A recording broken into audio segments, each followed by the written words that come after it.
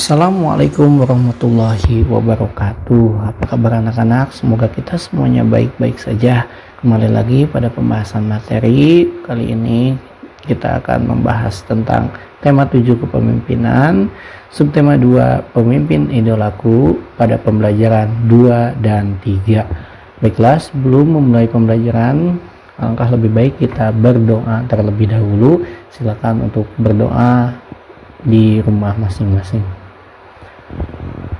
Baiklah, sebelum mulai pembelajaran juga tak lupa Bapak untuk mengingatkan untuk menjaga protokol kesehatan 5M, memakai masker, mencuci tangan pakai sabun, menjaga jarak, kemudian menjauhi kerumunan dan menjaga mobilitas. Tak lupa untuk selalu menjaga pola hidup bersih dan sehat agar kita terhindar dari berbagai macam penyakit. Baik, pada pertemuan kali ini materi yang akan kita bahas yang pembelajaran kedua, yaitu tentang tari kreasi berpasangan. Nah, tari kreasi berpasangan adalah tari yang dibawakan oleh dua orang penari atau secara berpasangan. Ada gambarnya, itu ada dua orang sedang menari memakai selendang, ya. Tari berpasangan dapat dilakukan oleh pasangan penari putri dan putri, pasangan penari putra dan putra, atau pasangan penari putra dan putri. Jadi kalau yang namanya berpasangan berarti ada dua orang yang melakukan gerakan tarian tersebut. Unsur-unsur tari dalam tari berpasangan. Unsur-unsur tari meliputi gerakan tarian, iringan musik dalam tari, properti tari, cara penyampaian pesan dalam tari, dan tata letak panggung. Selanjutnya, setiap jenis tari mempengaruhi unsur-unsur dalam tari. Unsur-unsur tari merupakan kesatuan dalam tari sehingga menciptakan tari yang indah. Selanjutnya, di sini Bapak akan memberikan contoh tari daerah berpasangan. Terdapat berbagai jenis tari di Indonesia. Ada tari daerah dan ada pula tari kreasi modern. Berdasarkan banyaknya penari yang menarikan, ada tari tunggal, tari berpasangan, dan tari berkelompok. Berikut beberapa contoh tari daerah berpasangan. Ini ada di dalam buku juga ya. Bisa dibaca lebih lanjutnya oleh kalian masing-masing di buku tema 7 subtema 2. Nah, yang pertama tari piring. Tari piring merupakan tarian yang berasal dari daerah Minangkabau, Sumatera Barat. Untuk lebih lanjutnya, kalian baca secara seksama oleh masing-masing. Kemudian yang kedua, tari serampang 12. Tari serampang 12 merupakan tari yang terkenal di daerah Melayu, seperti daerah Sumatera Utara, Melayu Deli, Sumatera Barat, Ranah Minang, dan Riau, Pekanbaru. Yang ketiga, ada tari payung. Tari payung merupakan tari pergaulan yang dibawakan secara berpasangan.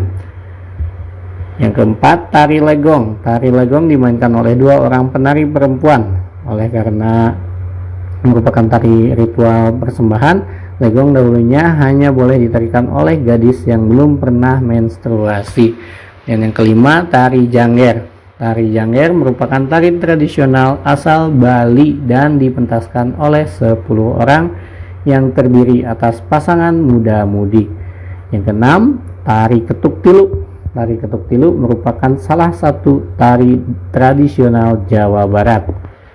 Selanjutnya, yang ketujuh, tari bambangan cakil. Bambangan cakil merupakan tarian klasik yang terdapat di Jawa Tengah. Kemudian yang delapan, tari japin. Tari japin adalah sebuah tari tradisional yang berasal dari Riau. 9, tari gandrung. Tari gandrung adalah salah satu jenis tari tradisional khas yang berasal dari Kabupaten Banyuwangi, Jawa Timur. Yang ke-10, tari golek menak. Tari golek menak adalah tari klasik yang lahir dari Keraton Yogyakarta. Baiklah, tugas 1. Silakan kalian simak tayangan video tarian berpasangan berikut ini.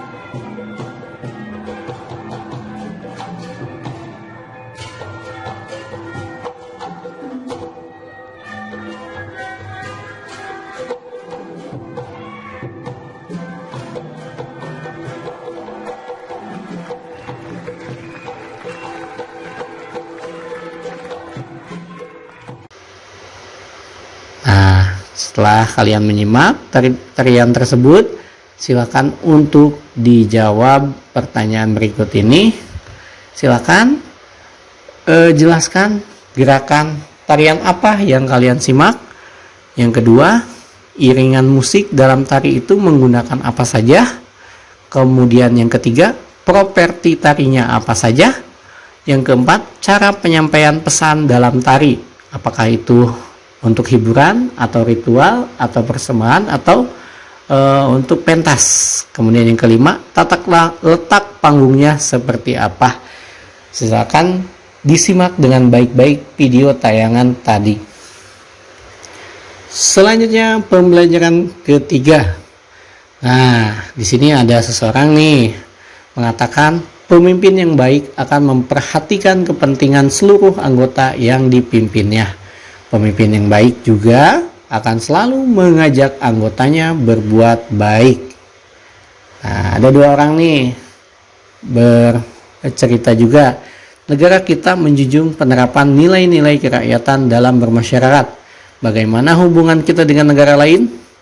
Nah, dia menjawab lagi temannya, negara kita selalu berusaha menjaga hubungan baik dengan negara-negara lain, termasuk di Asia Tenggara.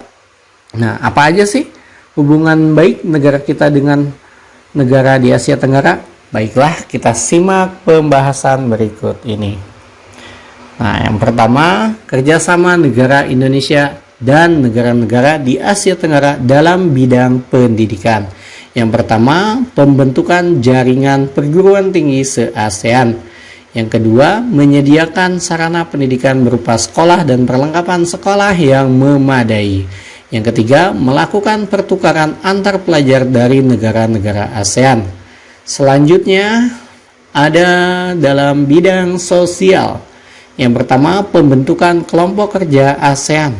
Yang kedua, pembentukan kelompok kerja kota-kota ASEAN berwawasan lingkungan. Yang ketiga, penanganan bencana alam yang terjadi di ASEAN. Hal ini penting dilakukan mengingat kawasan ASEAN terletak di kawasan rawan bencana. Selanjutnya pada bidang pangan. Yang pertama, penyediaan pupuk diantaranya melalui pabrik pupuk Sriwijaya atau PUSRI di Palembang. Yang kedua, didirikannya IRRI, International Rice Research Institute di Filipina untuk melakukan penelitian agar negara-negara ASEAN memiliki ketahanan pangan. Yang ketiga, ekspor dan impor komoditas pangan dari negara-negara ASEAN. Selanjutnya pada bidang budaya. Yang pertama, pertukaran pemuda dan pelajar antar negara ASEAN. Para pemuda dan pelajar memiliki kesempatan untuk mempelajari budaya negara setempat. Yang kedua, penyelenggaraan perlombaan olahraga antar negara di Asia Tenggara yang diikuti oleh atlet-atlet dari seluruh anggota ASEAN. Contohnya adalah SEA Games ya. Nah, terakhir adalah tugas yang kedua pada pertemuan kali ini. Tulislah materi kerjasama Indonesia dengan negara-negara yang ada di ASEAN di 4 bidang. Yang pertama bidang pendidikan, yang kedua sosial, ketiga pangan, dan keempat budaya. Sesuai yang dijelaskan dari video yang kalian simak barusan ya. Demikianlah pembelajaran hari ini, mudah-mudahan bermanfaat untuk kita semua. Jangan lupa kita akhiri dengan berdoa bersama. Baiklah, jangan lupa juga untuk mengirim tugas-tugas yang telah kalian kerjakan kepada wali kelas masing-masing. Akhir kata, wassalamualaikum warahmatullahi wabarakatuh.